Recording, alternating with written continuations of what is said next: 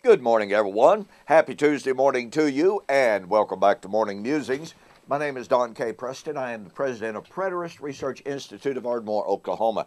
We are looking at the disciples' questions in Matthew chapter 24 and verse 3, when, in response to Jesus' prediction of the temple, the disciples asked, "Tell us, when shall these things be? What shall be the sign of your coming?" Greek word parousia. "And the end of the age." Now, they used a very distinctive Greek term, and I'm going to be looking at that term just a little bit more as we continue because it's really critical. It's absolutely fascinating how the commentators seek to get around that term. But the thing that I want to focus on, what I suggested to you yesterday particularly, is when they asked that question, they were obviously asking the question in regard to the destruction of the temple. All commentators recognize that. But, as I've shared with you, 99% of the commentators say, well, when Jesus predicted the fall of that and destruction of that temple, the disciples immediately thought about the end of time. The disciples immediately thought about the end of the current age. But I want to impress upon you how important it is to ask the question, what age did that temple represent? It did not represent the church. It did not represent the Christian age. It represented the Old Covenant Mosaic age.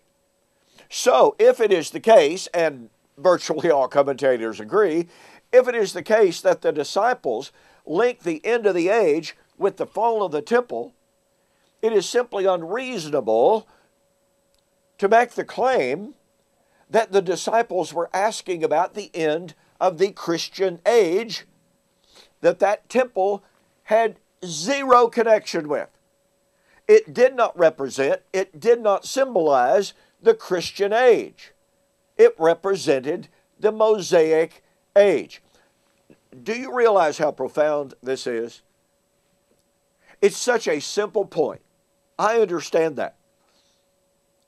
But when we understand that the temple represented the Mosaic age, and that's the age that the disciples had in mind when they asked their question, then that removes any discussion of Matthew chapter 24 from a discussion of the end of the current Christian age. The disciples simply were not asking about such a thing. So then the responsibility lies squarely and fully on those who claim that Jesus did describe some so-called end of the Christian age into a discussion in which the disciples had no interest and had never asked about. Where's the justification for that? Okay. The fact is, those who say the disciples were asking about the end of the current age, and it's interesting that so few commentators really want to say that they were asking about the end of the Christian age. You know how they express it? They say, well, the disciples were asking about the end of the current age. Well, that's being just a little bit subtle, all right? Because the current age is the Christian age, our current age. It was not their then current age, it's our current age. I'm not going to go back over the territory right now about what the Jews believed in regard to two ages. What I want to share with you this morning, beginning this morning, is the fact that the current Christian age,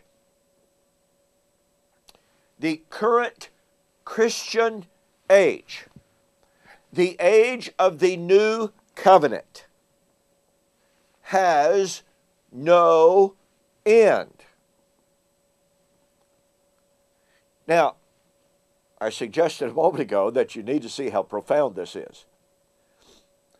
If the current Christian age has no end, then any discussion of Jesus coming at the end of the current Christian age is moot.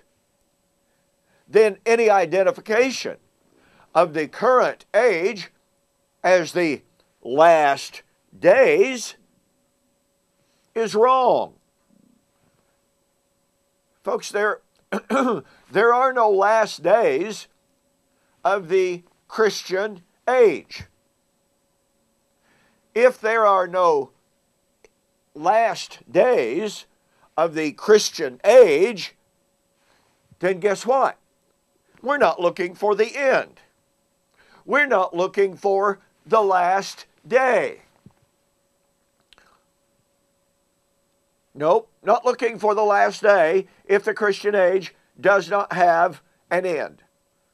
We're not, pardon me, we're not looking for the last day if the Christian age has no last days. If the Christian age has no end, then it has no end. Do you see the power of that? And again, that is so incredibly powerful. I'll never forget. And we're going to get into all of the verses, not all of them, but we're going to get into a lot of the verses that completely and totally substantiate this in tomorrow's video. But I'll never forget, in 2016, I was debating Dr. David Hester in Montgomery, Alabama. And by the way, that debate, it was supposed to be available on video, DVDs, or MP3s, or even in a book form, but it's never been published to my knowledge. But anyway, pardon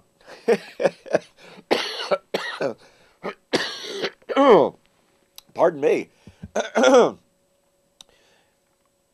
Dr. Hester made the point that the second coming of Christ and the final judgment of the just and the unjust is at the end of the current age. I got up and I made the point. I said, folks, you have to understand the Christian age has no end. And I quoted some verses. And I challenged Dr. Hester. Tell us how that which has no, pardon me, please explain how that which has no end can come to an end. There was literally a ripple, like an electric shock that went through that audience. People were going, wow. Husbands and wives were turning to each other going, wow. People had never seen the profound power of this simple but undeniable reality. To reiterate, and again, I understand I haven't given any scriptures this morning, but tomorrow and Thursday, I'm going to fully substantiate what I'm saying to you this morning. The Christian age has no end. And thus, to return to a point I made a moment ago, if and since the Christian age has no end, then we're not living in the last days. If and since the Christian age has no end, then there are no last days of the Christian age. And if and since the Christian age has no end, then all of those references in John chapter 6, for instance, about Jesus raising up the dead at the last day cannot refer to the last day of time or the last day of the Christian age. It's that simple. It's that profound. It is that irrefutable. If the Christian age has no end, the Christian age has no last day. And I'm going to show you what age did have a last day, a last appointed day, when we get to that point. Okay? So once again, I understand I haven't given you scriptures to look at this morning. That's coming tomorrow and Thursday. There are plenty of them. So for your homework, I want you to read Isaiah chapter 9, verses 6 to 9, and Psalms 89, 34 through 37 for tomorrow. Okay? Don't know that I'll get to both verses tomorrow, but I hope you'll do your homework. And once again, read Isaiah 9, 6 to 9, verse 7 specifically, and Psalms 89, 34 to 37. In the meantime, do not forget to take advantage of my February and now March two-book special. Into All of the World, Then Comes the End. Let's see, Into All the World, Then Comes the End, and The Last Days Identified. Normally, almost $35 postpaid, but my two-book special for the rest of February and all of March, $25 postpaid to you. All right? Well, thanks for joining me for this morning's Morning Musings. We'll see you on the flip side.